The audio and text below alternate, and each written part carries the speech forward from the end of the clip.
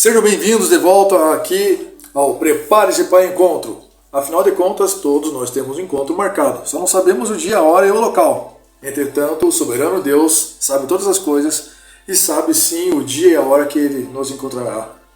Tá? O convite que eu te faço é que você se encontre com Ele deste lado da eternidade. Vamos continuar falando ainda sobre Gênesis. Tá? Mas antes de tudo, eu peço para que você deixe aqui o seu like, compartilhe o vídeo, faça um comentário, faça com uma pergunta, sugestões, se inscreva aqui no canal. E roda a vinheta!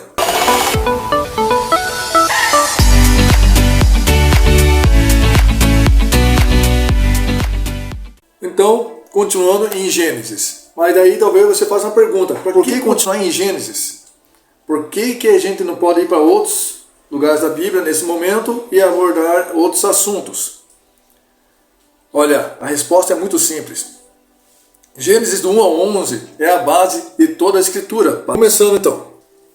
No princípio, criou Deus os céus e a terra.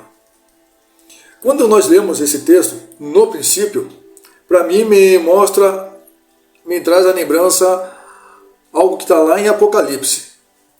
Eu sou o Alfa e o Ômega, o princípio e o fim, o primeiro e o último. Mas quando eu leio esse texto aqui, me faz lembrar a parte que está escrito assim: e os céus e a terra passarão. Ou seja, é um princípio que aponta para um fim. Quando nós pegamos as duas letras do alfabeto grego, o alfa e o ômega, quer dizer o quê? O princípio e o fim. Tá? A amplitude, a totalidade desse assunto. Deus é o total. Só que a gente precisa olhar abaixo da superfície do texto para podermos entender o que o texto realmente quer dizer. E eu te convido para que a gente faça isso juntos. Temos a palavra alfa e ômega. Só que quando Jesus disse isso, ele queria dizer do hebraico, Aleph e Tav. Porque a escritura do Antigo Testamento foi escrita em hebraico, algumas porções em aramaico, e o Novo Testamento no grego, conhecido como grego koiné. A letra Aleph e a letra Tav, elas têm um desenho na língua hebraica. Para resumir e ser mais objetivo e rápido aqui, o Aleph quer dizer boi, que é o animal mais poderoso na língua hebraica. Poderoso. Lembrando que quando o povo saiu lá do Egito, o que eles fizeram como uma estátua para adorar lá? Um boi, um bezerro do boi. Que no conhecimento mundano na época lá, na língua hebraica, é o animal mais poderoso do universo. Tá? Daí a palavra Tav, lembra, o símbolo dele ali, a letra é uma cruz. Ou seja, o Aleph aponta para o poderoso que viria morrer na cruz, porque cruz é símbolo de morte. O Aleph, a letra Aleph, é o sacrifício prefigurado no Antigo Testamento de Cristo. Tá? No Antigo Testamento é o Messias virá. O Tav, que é a cruz, é o sacrifício concretizado no Novo Testamento. O Messias já veio. Cristo já morreu para os nossos pecados. Então, de A a Z, do alfa ao ômega, de Aleph a Tav, tudo aponta para Cristo, vindo na plenitude dos tempos, morrendo a morte que não era dele, a morte dos pecadores, a sua morte, a minha morte. Mas se isso para você ainda não é suficiente para você entender a amplitude desse alfa e o ômega, do princípio ao fim, vamos uma outra linha que ainda concorda com essa. Então, quando pensamos no alfabeto grego, alfa e ômega, tá? Você pode ter a seguinte curiosidade, uma boa curiosidade, e querer conferir. Em Gênesis, qual a primeira letra? Qual a primeira palavra de Gênesis? Em Apocalipse, qual a última letra e palavra de Apocalipse? Quando você vai para Gênesis, você encontra escrito no princípio. Começa assim a escritura, a origem. E quando vai para o Apocalipse, você encontra lá a última palavra, amém. No princípio, essa palavra no hebraico, na língua original, porque português é uma tradução, ok? No hebraico, a língua original é Bereshit. Be significa no e Reshit, princípio. No princípio. No significa, aponta para um ponto dentro do tempo chamado eternidade. Que tanto olha para trás, passado, e tanto aponta para o futuro. Um futuro escatológico, um futuro onde tudo isso passará. Tudo isso terminará. E depois haverá novos céus e nova terra. Esse assunto para um outro vídeo. Bereshit. Então você pega a palavra B do hebraico, ok? E depois pega a última palavra, a última parte de amém, lá em Apocalipse. Amém. Junta ali o B, né, na versão hebraica, e fica bem, que significa filho. Então, de Gênesis a Apocalipse, toda a Escritura fala sobre o filho. Esse é o principal assunto de toda a Escritura.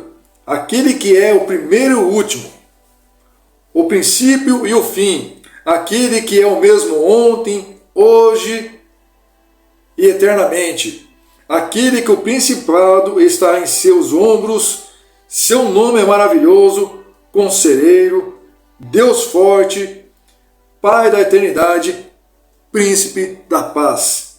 Aquele que é o verbo pelo qual tudo foi criado, aquele que é o sacrifício designado por Deus, aquele que é o Cordeiro de Deus que tira o pecado do mundo.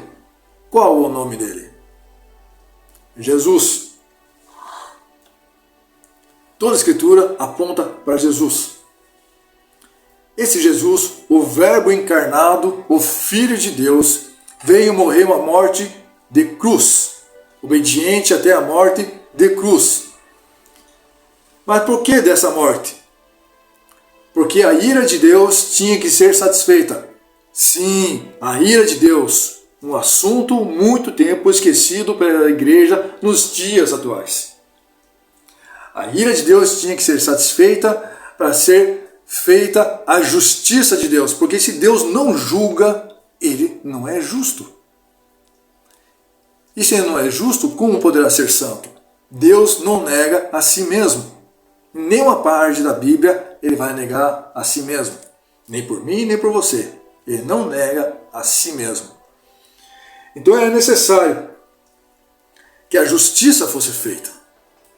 A ira seria derramada, tinha que ser derramada. Alguém tinha que ser punido. Alguém tinha que ser sacrificado para que nós não morrêssemos a morte eterna. Temos a morte terrena, porque somos homens e mulheres caídos da presença de Deus. Este Jesus veio, o Verbo encarnado veio para morrer essa cruz e para nos resgatar para Ele. Esse é o foco da Escritura. Daqui a pouco a gente vai passar pela Páscoa. No evento da Páscoa, uma festa judaica, eles tinham por costume libertar alguém que fosse culpado de crimes. Jesus foi preso uma noite antes. E quando ofereceram Jesus e Barrabás, o povo escolheu que fosse liberto Barrabás e crucificasse no lugar de Barrabás a Jesus, o Filho de Deus. Como sabeis, todo ano eu liberto um condenado para o povo. Temos conosco um notório assassino, o conhecido Barrabás.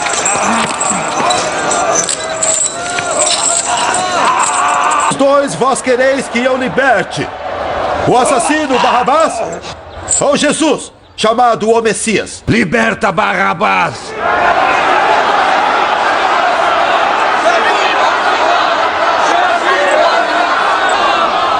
Pergunto mais uma vez: qual desses dois devo libertar? Liberta Barrabás!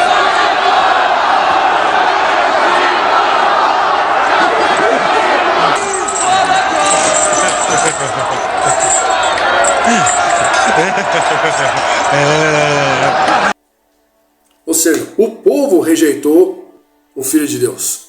O povo rejeitou o próprio Verbo encarnado de Deus na pessoa de Jesus.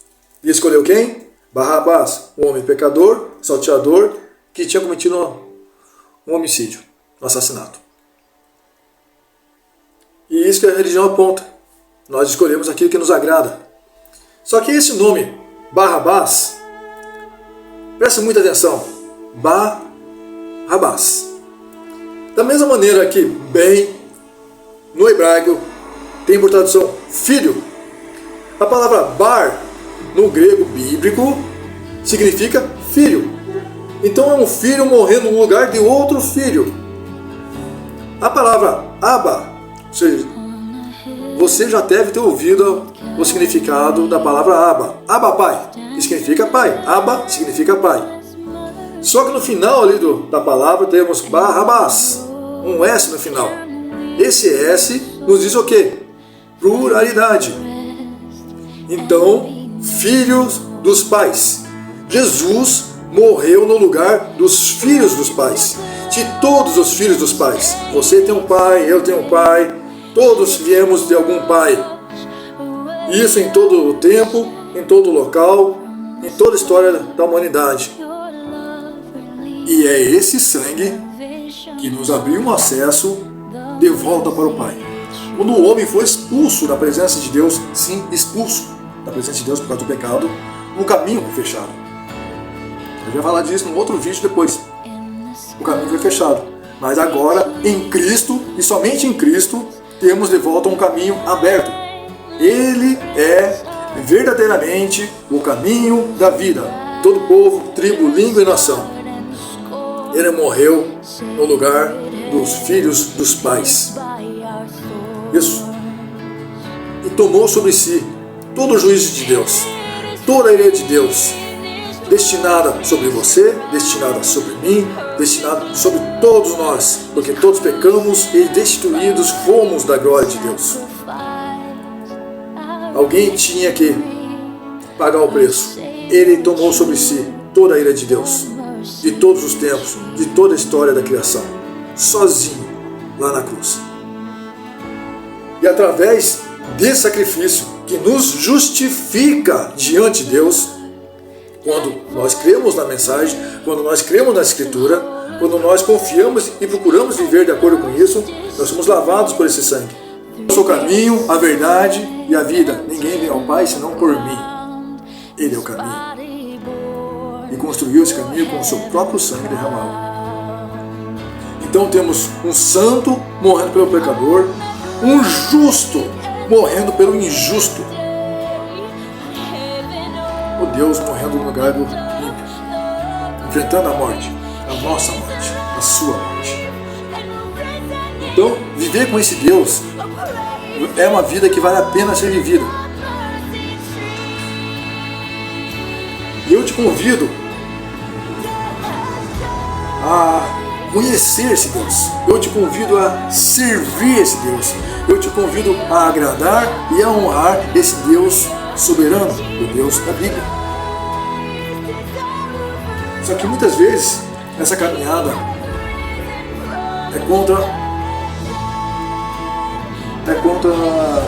a direção deste mundo. Não é andar com Deus. Eu te convido a andar com Deus. Eu quero andar com Deus.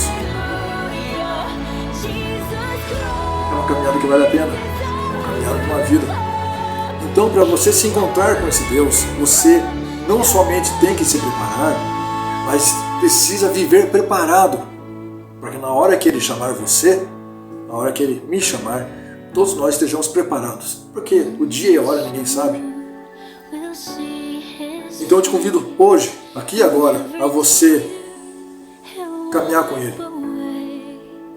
Na Bíblia, em Gênesis, começo, está lá: onde estás? Quem profere essa pergunta é Deus.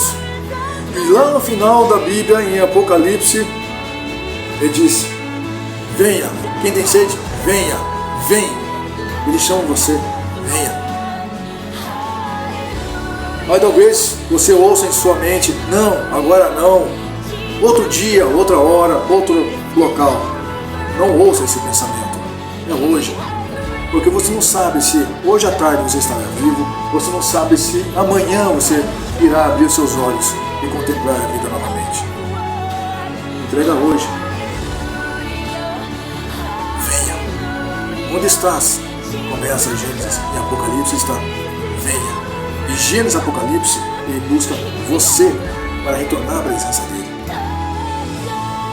A escolha é sua. Você tem a liberdade de escolher. Mas a última palavra não pertence a você, pertence a ele.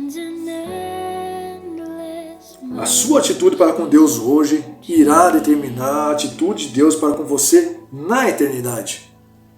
Venha para Cristo.